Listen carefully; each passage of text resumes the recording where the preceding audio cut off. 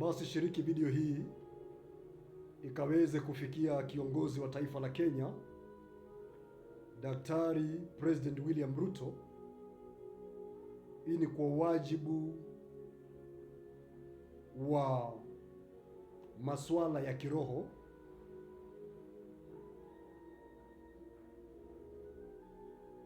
kwa sababu tunajua wafalme wa nchi au watawala wa nchi wanaweza wakauza nchi yao kwa ufalme wa giza.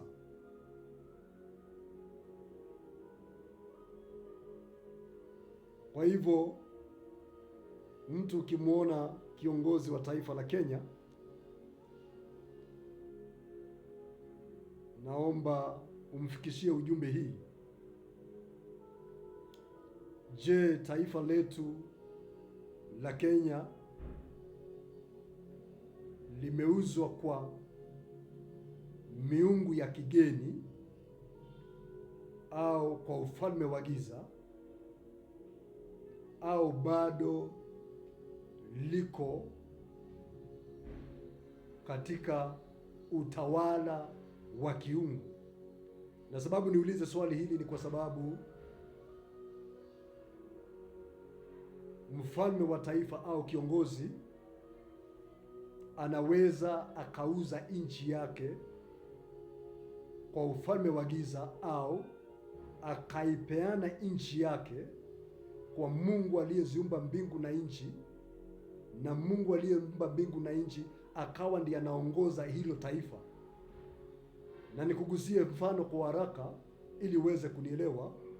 Utajua aje mfalme wa nchi, president au malkia wa nchi au mfalme ameuza nchi yake katika ufalme wa giza, au mfalme wa nchi amempa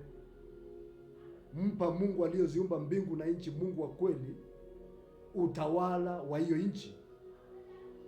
Kitu cha kwanza ni kupitia agendas zile mfalme wa hiyo nchi ama president au kiongozi wa hiyo nchi anazozipendekeza kwenye bunge.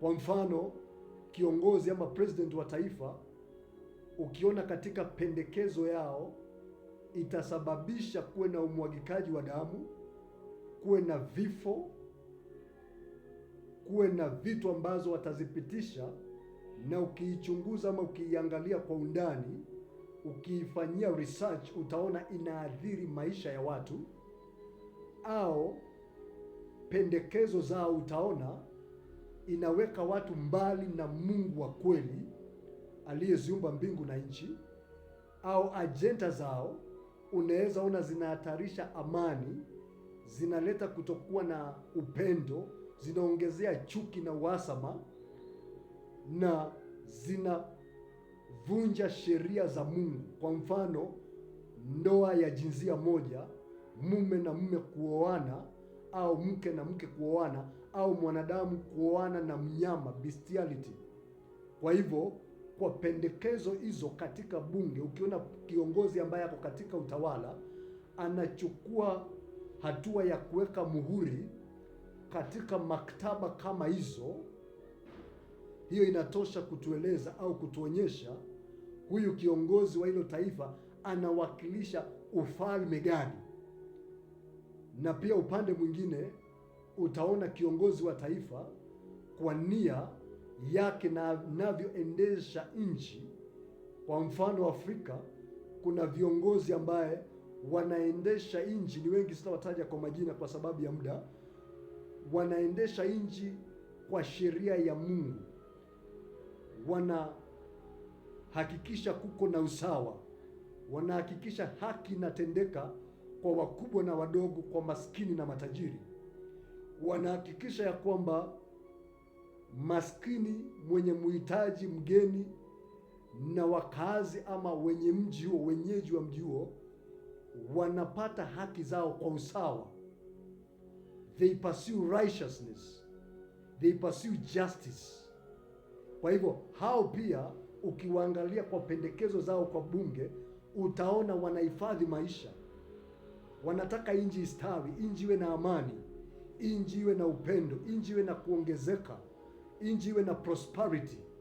Kwa hivyo utawaangalia kwa pendekezo zao kwa bunge, inatosha ikueleze huyu mfalme anasimamia ufalme gani au ni mjumbe wa ufalme gani. Basi tuangalie mfalme wa nchi vile anaweza akauza nchi kwa ufalme wa giza kwa sababu ya kujinufaisha, na kwa sababu ya hiyo uamuzi ya kuuza nchi kwa ufalme wa giza ikaleta hukumu ambayo ni transgenerational judgment katika taifa hilo. Na mfano ya huyo mfalme tunaweza tukamwona ni mmoja ambaye anaitwa President Gabon. President wa Gabon yule aliyekuwa anaitwa Ali Bongo. President wa Gabon ambaye anaitwa Ali Bongo. Wale watafiti mnaweza mkaangalia katika mitandao ya kijamii na ukamwona akiwa anafanya maktaba na anaingia katika maagano na kikundi ambayo inaitwa Freemason ili akaweze kuuza taifa lake katika ufalme wa giza, kwa sababu wanasema ni sababu ya kumaliza umaskini katika taifa yao au katika taifa yake au katika taifa lake. Na hii ni mfano mmoja. Basi kuna wafalme wengi ambaye walijitolea kuuza nchi zao katika ufalme wa giza, na muda ikiruhusu nitakuonyesha video hiyo kwenye video hii au kwenye video nyingine au kafanya uchunguzi. Basi tuende kwa haraka tuone kama muda itaruhusu niweze kuonyesha video hiyo. Na mfalme wa nchi pia anaweza akaleta hukumu juu ya nchi kwa njia tofauti tofauti. Kwa mfano tunaweza tukamwona Daudi katika kitabu cha Samueli wa pili mlango wa 24 mstari wa 17. Tunaweza ona Daudi baada ya kufanya dhambi ya kulala na na mtendakazi wake ama baadhi ya yule aliyemkuwa mkuu wa majeshi au ya utawala wa uongozi wa majeshi yake, alipochukua mke wake akalala naye na kisha akapanga vile atamuua yule askari wake. Maandiko yanasema ya kwamba Mungu aliachilia malaika wa hukumu akaja juu ya nyumba ya wana wa Israeli. Ikafika mahali katika 2 Samuel chapter 24 verse 17, Daudi akaomba akamuuliza Mungu akasema, ni mimi nimekukosea, bali sio hawa wana wa Israeli. Basi waachilia hiyo hukumu iweze kuwa juu yangu na nyumba ya baba yangu, lakini iondoke juu ya nyumba ya wana wa Israeli ama juu ya taifa ya wana wa Israeli. Basi unaweza ukaona yule malaika wa hukumu alivyokuja na panga katika mstari huo, na akawa anaua maelfu ya watu kwa sababu ya dhambi ya mfalme Daudi.